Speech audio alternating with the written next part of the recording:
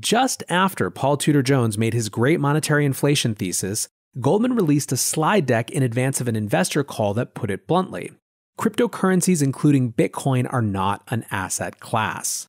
The only reason this wealth management division would take the time to discuss it is if a more than anomalous number of their clients had started asking about it. Goldman Sachs lost them a ton of money.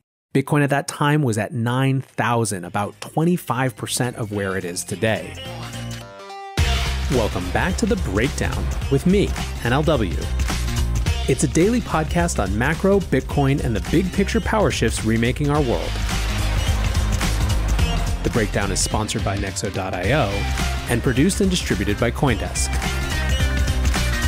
What's going on, guys? It is Tuesday, January 19th, and today we are talking about the latest institution to come crawling back to crypto, and it's a good one, Goldman Sachs. First up, however, let's do the brief. First on the brief today, a quick set of follow-ups. So first, we're talking about Gary Gensler. On Monday, President-elect Biden confirmed his selection of Gary Gensler as the next SEC chairman. I did a whole show about this last week, but the quick hits are this. Gensler was in the Treasury during the Clinton administration. He had a stint at Goldman Sachs. He was the head of the CFTC during Obama, dealing with the cleanup post-Great Financial Crisis. Interestingly, there had been a concern at the time that he wouldn't be tough enough on former banking colleagues. But at least when it comes to Wall Street now, they seem nervous. The Wall Street Journal titled their article about Gensler, "An Old Foe of Banks Could Be Wall Street's New Top Cop."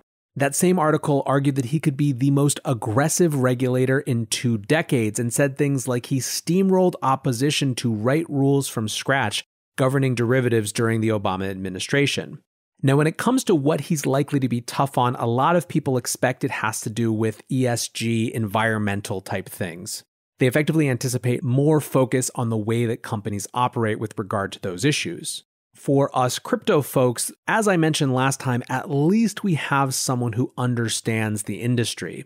Gensler has given a course at MIT around Bitcoin blockchain and the financial applications thereof. He's been public in his discussions of Bitcoin, Ethereum, XRP. He said that Ethereum and XRP were likely unregistered security sales, but that at least Ethereum has become much more decentralized since then. Ultimately, we will still just have to wait and see, but it's going to be interesting no matter what. In other regulatory news, Biden announced that Rohit Chopra would be the director of the Consumer Financial Protection Bureau. He is currently an FTC commissioner, and in 2019, he said this about Libra. The vague and scant details on the tech platform's proposed shadow global central bank have sounded international alarm bells, particularly in light of Facebook's ongoing scandals and reputation for abuse. Regardless of Libra's ultimate fate, the proposal's emergence underscores the appetite for real-time payments and the urgency of intervention by the Federal Reserve. 2 quick things I want to pull out there. 1, proposed shadow global central bank. I think that way of explaining Libra actually shows some insight on the potential implications of that project and of sort of private stablecoins in general.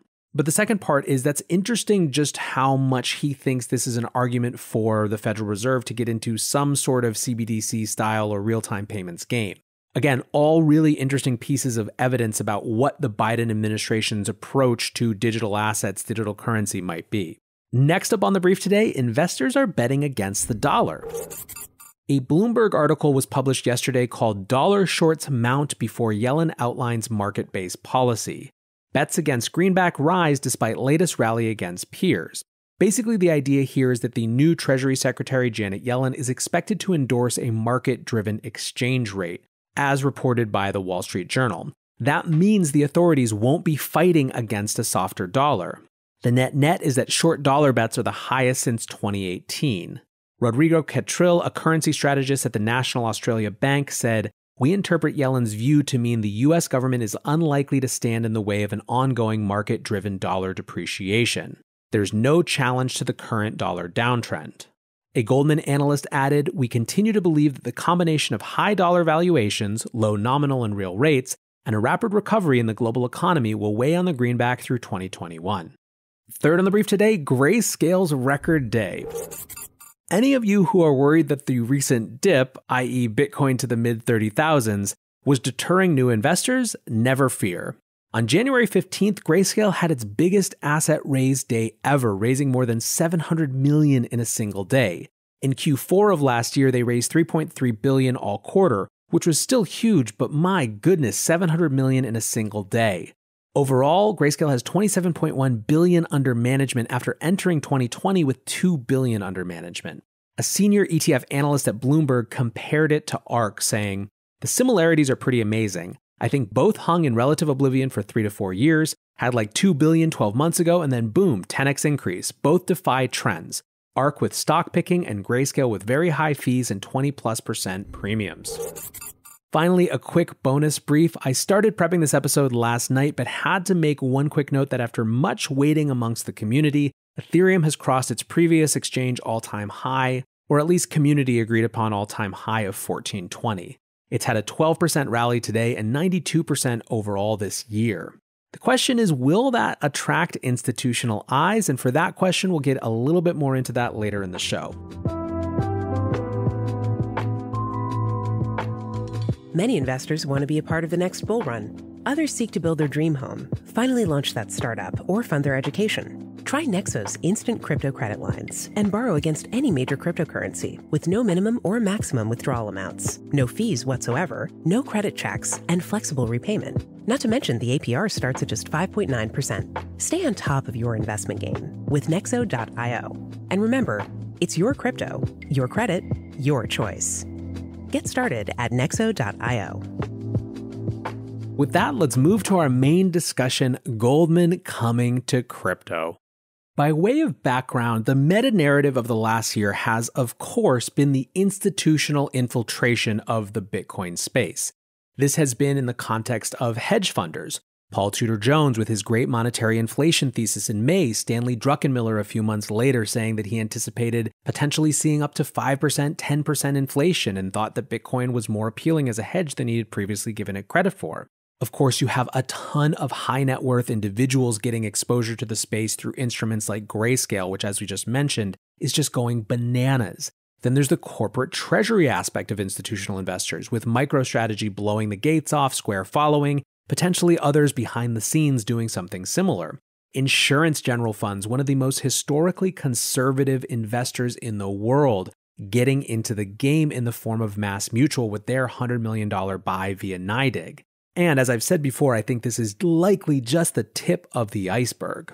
In the process of all these big institutional players coming in, many former statements from the big firms, big investment banks that serve those types of clients have come to look, well, wrong in the context of what we know now. One of the most stalwart institutions when it comes to their disinterest in Bitcoin and crypto has been Goldman Sachs. Take, for example, May of last year.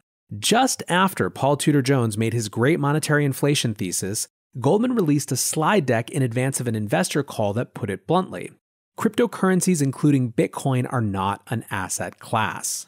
This was their wealth management group that made the pronouncement, and the context for the deck was examining the impact of COVID-19 on the economy.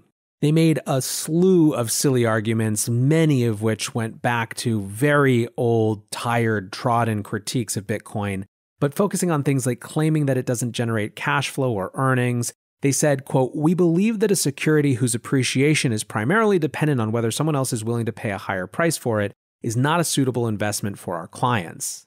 Like I said, all in all, it felt like years-old critiques, the same old thing hastily slapped together. I mean, they even used Bitcoin Cash and Bitcoin SV as undermining Bitcoin's scarceness, even though in fact, the failure of those networks and the comparative strengthening of Bitcoin's core network effect have been part of what has gotten many people who were watching during the 2017-2018 period offline and into Bitcoin. However, at the time, when I talked about it on this show, I, along with many others, speculated that the only reason this wealth management division would take the time to discuss it is if a more than anomalous number of their clients had started asking about it. Based on what we've seen subsequently, it was clear that their clients were right to ask, and it is also clear that Goldman Sachs lost them a ton of money. Bitcoin at that time was at 9,000, about 25% of where it is today. Meanwhile, their peers and competitors such as Fidelity and JP Morgan weren't as behind the eight ball, with Fidelity especially showing a significant foresight getting into the Bitcoin space. all the way up until December of last year, even as things were starting to heat up. All the public statements that you could find from Goldman Sachs stuck to their guns of disinterest in Bitcoin. On December 18th, a research note said, quote, "While there is some substitution occurring, we do not see Bitcoin's rising popularity as an existential threat to gold's status as the currency of last resort." They called it an excessively risky asset. They accused it of being, as they have so many times before, an excessively risky asset. Well, fast forward, and it looks like someone is trying to play catch up now. We got the first nuggets of a tone change at the beginning of last week. On January 12th, their head of commodities research, Jeff Curry, said that more institutional money would need to flow in for volatility to decrease. He said, quote, "I think the market is beginning to become more mature." He also said that he believed that roughly 1% of the more than $600 billion invested in Bitcoin was institutional money. And while this doesn't sound like a glowing endorsement, in the context of Goldman Sachs' previous statements, it was basically the least mean thing the bank has ever said about the space. But then, at the very end of the same week, last Friday, reports broke that Goldman would be entering the crypto markets with a custody play soon. The report came from a source inside the bank. This source said that they had issued an RFI, a request for information to explore digital asset custody, that had been circulated to at least one well-known crypto custody player. Regarding timing, the source said the custody plans would be, quote, "evident soon." And interestingly, the source also said that the initiative was part of a broad digital strategy citing stablecoins as well that comes in relation to the recent news from the Office of the Comptroller of the Currency.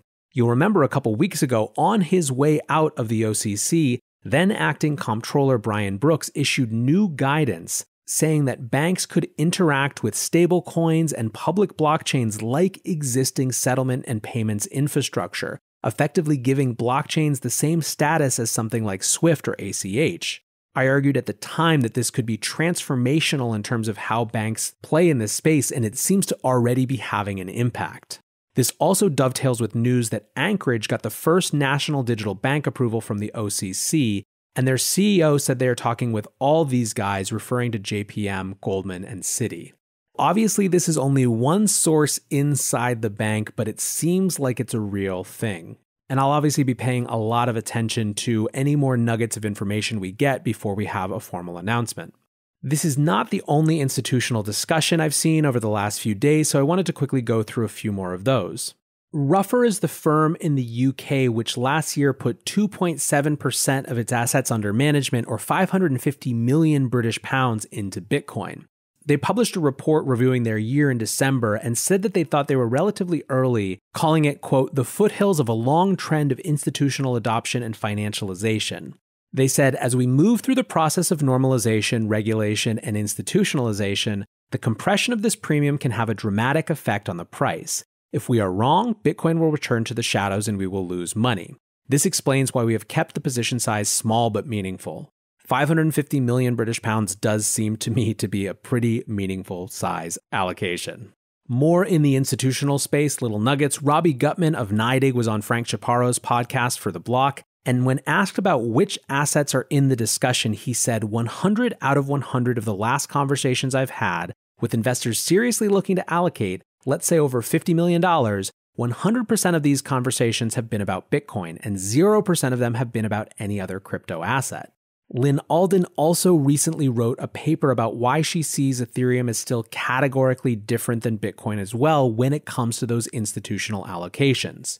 And I think the important part about that is that it's not a critique per se, but just a different categorization, arguing effectively that Ethereum hasn't cleared certain hurdles to get into the institutional mindset in the same way that Bitcoin has.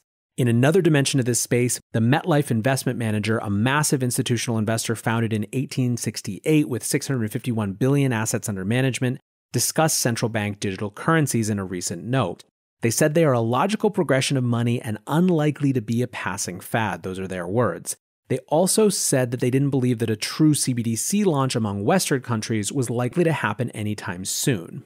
We've discussed this a lot and we'll keep discussing them, but I think when it comes to CBDCs, not only could they potentially bring more infrastructure and attention to digital money and digital assets, they really make a hell of a raison d'etre for Bitcoin, as they are just about the most controllable money ever created. Anyway, 2021, just like 2020, is off to a lot of interesting intrigue when it comes to the institutionalization and institutional investment into Bitcoin and the crypto asset space. As I said, the Goldman Sachs part remains a rumor, a report for now, but certainly given how many of their peers and competitors have moved into the space, it wouldn't surprise me at all for us to get confirmation of this in the months or even weeks to come. Anyways, guys, I hope your week is off to a great start. I appreciate you listening. Until tomorrow, be safe and take care of each other. Peace.